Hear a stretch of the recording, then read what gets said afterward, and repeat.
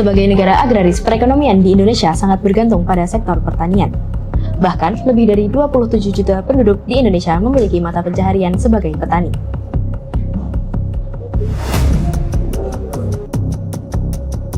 Meskipun begitu, Ketua Umum Perhimpunan Pertanian Ekonomi Indonesia, Bustanul Arifin, menyebut bahwa 70% tanah pertanian Indonesia memiliki kandungan organik di bawah 2%.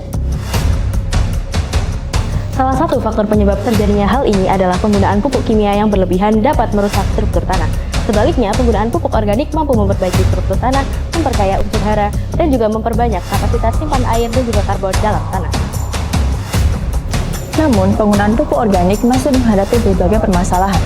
Kurangnya pemahaman masyarakat terhadap produksi pupuk, serta waktu pembuatannya yang relatif panjang, membuat ketersediaannya terbatas dalam permintaan jangka pendek.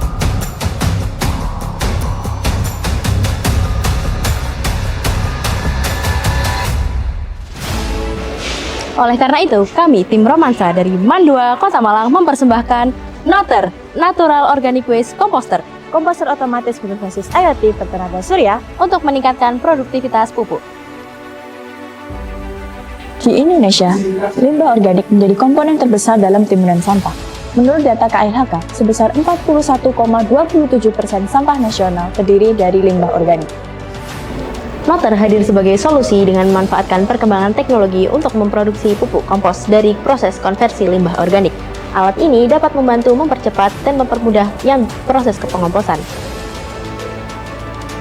NOTTER dilengkapi dengan sensor berat, sehingga pengguna dapat langsung mengetahui berat sampah organik yang siap untuk tahap pengomposan. Selain itu, NOTTER dilengkapi dengan sensor DHT22 yang dapat mendeteksi suhu dan kelembapan. Output dari kedua sensor ini dapat dilihat secara real-time melalui Internet of Things. NOTTER mengedepankan prinsip otomatisasi dengan bantuan mikrokontroler dan efisiensi energi dengan menggunakan panel surya.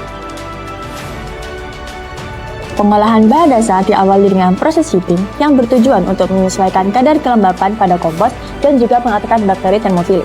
Suhu yang ditetapkan sebesar 55-80 derajat Celcius yang berfungsi untuk membunuh mikroorganisme patogen yang berpotensi untuk muncul.